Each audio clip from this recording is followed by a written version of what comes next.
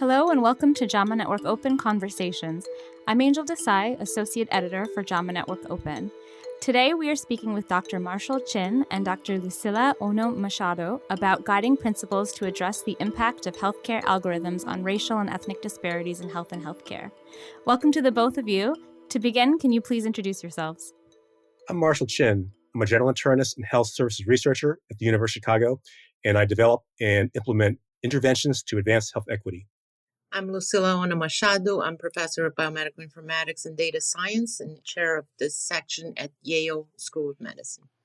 Thank you so much to the both of you for joining us today. This was a really fascinating, really great special communication on healthcare algorithms that we're going to be talking a bit about. And I think just to start, healthcare algorithms are clearly something that healthcare workers encounter on a near daily basis. And moreover, there's been a lot of interest recently in the role of AI in healthcare. Can you give us some background on this issue and the context of your piece? Healthcare algorithms, these are mathematical models that inform decision-making in both clinical care as well as healthcare in general. And they have great potential to improve outcomes as well as the potential to do harm. And we know from other industries such as banking, housing, education, that there has been evidence of racial and ethnic bias in these algorithms. And there are many examples of racial and ethnic bias in healthcare algorithms. So our charge really was to come up with guiding principles to address issues of racial and ethnic bias in healthcare algorithms. And related to AI, these are models that learn from data. So if the data are biased themselves, it's very possible that the algorithms themselves will become biased, the AI models. So I think there's a much more attention now that AI became popular into this racial and ethnic disparities, though they were there all the time. So you mentioned in the piece a congressional letter received by HRQ in 2020 and subsequent recruitment of stakeholders to review the impact of these healthcare algorithms on health disparities. Can you give a bit of background on that and how this work came to be? Concerned with the potential problems of bias in algorithms, Congress sent a letter to the Agency for Healthcare Research and Quality asking them to investigate then potential bias then in healthcare algorithms from a racial and ethnic standpoint. And what the agency did was to assemble a panel. It's a diverse panel. There are academics, there's industry, there are people that represent patient perspectives and all. And the panel also then had 2 or 3 public meetings where we heard from experts from a variety of different stakeholder groups to inform them the panel's work, as well as one session was devoted specifically to feedback from the general public. So this group then was able to have diverse perspectives, broad input, and they came up with these guiding principles for addressing racial and ethnic bias in algorithms. And what are some of the underlying issues related to equity in general in the generation of healthcare algorithms?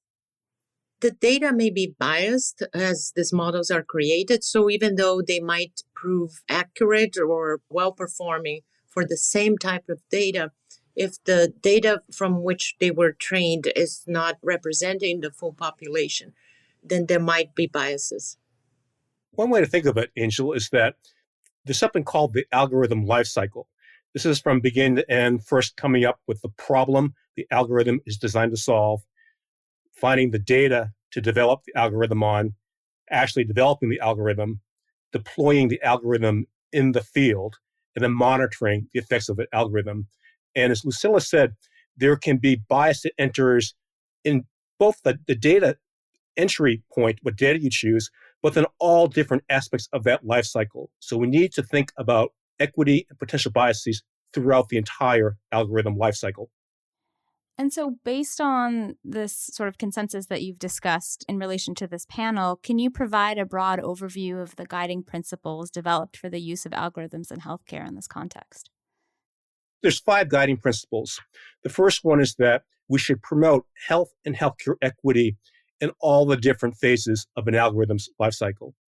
The second is that we need to be transparent and be very explainable regarding healthcare algorithms. One of the problems is that this is black box problem where we often have little idea how algorithms were developed, where there may be biases, and they can be hard to understand.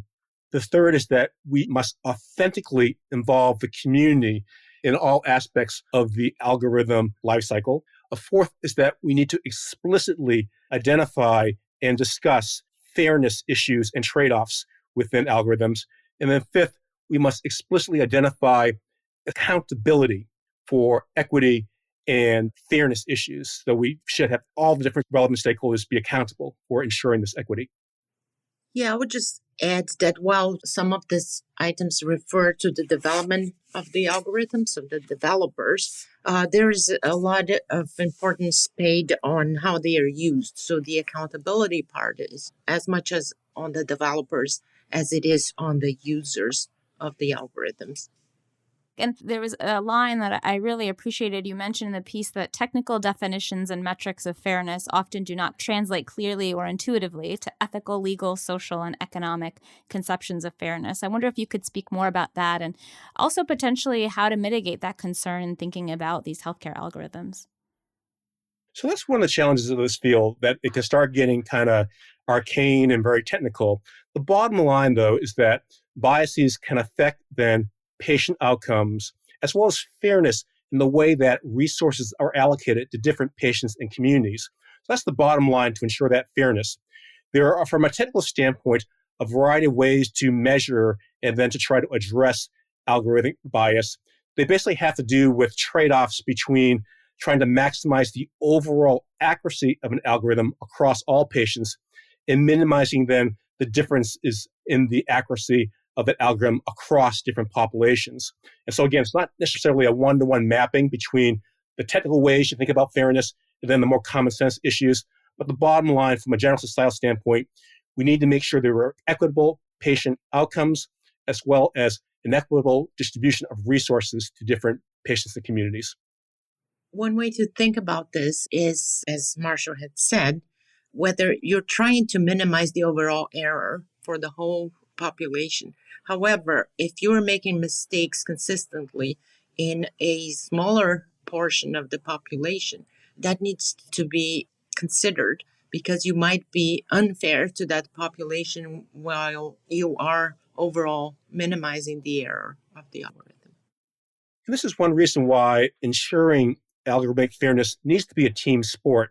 There needs to be a collaboration among different stakeholders, including the technical experts who develop the algorithms, the users of the algorithms, patients, the communities. Everyone has an important perspective that needs to be brought to the table. These are really important points. And I really similarly appreciated your recommendation for approaching a framework for these algorithms, similar to what's in practice for patient safety. Could you speak more about that from an operational, for example, from a healthcare system perspective? Yeah, so patient safety feels a good example where there's been an attempt to go from a blame the individual approach to thinking about how do we improve the overall system of care and to try to encourage an environment where people feel safe then to share and identify then biases and then collectively improve the system to then mitigate and eliminate these inequities. And so similarly with algorithm bias, you can imagine a scenario where people become very protective or very fearful of admitting there's a bias in an algorithm. That's just going to be the wrong approach for advancing, because we need to basically identify problems, collectively work on solutions, and this will enable us to more rapidly across the country and really globally design and implement the systems that both minimize and mitigate biases and really, maybe even more ideally, proactively advance health equity. Similar to patient safety measures, sometimes simple measures such as creating checklists of we need to make sure there is transparency, we make sure that there is explainability and accountability. These are all things that need to be considered. That's great. So, taking an overall view, what can healthcare organizations, systems, institutions, people, how can they best integrate or apply these guidelines to their practices to try and better address health disparities within the context of these types of algorithms? The key point is to be intentional about addressing equity, again, at all phases of the algorithm lifecycle. I think most clinicians and people in industry, and clearly most patients, have little idea of just how far algorithms have penetrated into clinical practice and the care that patients receive. And it's sort of the Wild West here right now where all this is happening and there's just very little sunlight in this area, very little regulation. So something like transparency is just a critical issue because otherwise things are hidden. So it really is incumbent upon all the different groups and folks that you mentioned to think actively about this and ask the right questions too of like, how are these algorithms being developed, used? What questions are they answering? Where can bias seep into the process? And how can we design, ultimately, it's both the incentives in the free market as well as the regulations to increase the chance that algorithms mitigate bias, eliminate bias, and better yet, actively advance equity. And it's very important to see that the algorithm continues to be unbiased over time because the algorithm can remain the same, but the population changes. And if that introduces bias for certain groups, that needs to be considered. So in a way, algorithms should have an expiration date or a time where they would be reconsidered. This has been a really great conversation. Before we wrap up, are there any final thoughts regarding this topic or this piece? Just want to emphasize this is just such an important issue. And I just hope that all the listeners are inspired to learn more about this issue of algorithm bias and think whoever you are, whether you're a member of the general community, whether you're a clinician, you're a healthcare industry person, there's clearly a role that you can play, again, on all these different questions, ranging from what questions the algorithm designed to answer to its development, implementation, and monitoring. We need to do better. And Lucila, I think, has eloquently noted in the article, it really is incumbent upon all of us not to repeat the mistakes of all these other industries where biased algorithms have caused significant harm. We can't allow this to happen in healthcare.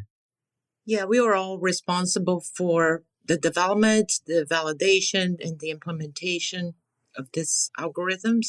And with that, there needs to be some humility in terms of we know what they can do and what they cannot do. And first thing, they should do no harm. Those are some really great thoughts to end on. Thank you so much to Dr. Marshall Chin and Dr. Ohno-Machado for speaking with me today about this very important topic. This episode was produced by Dania Musisi at the JAMA Network. To follow this and other JAMA Network podcasts, please visit us online at jamanetworkaudio.com. Thanks for listening.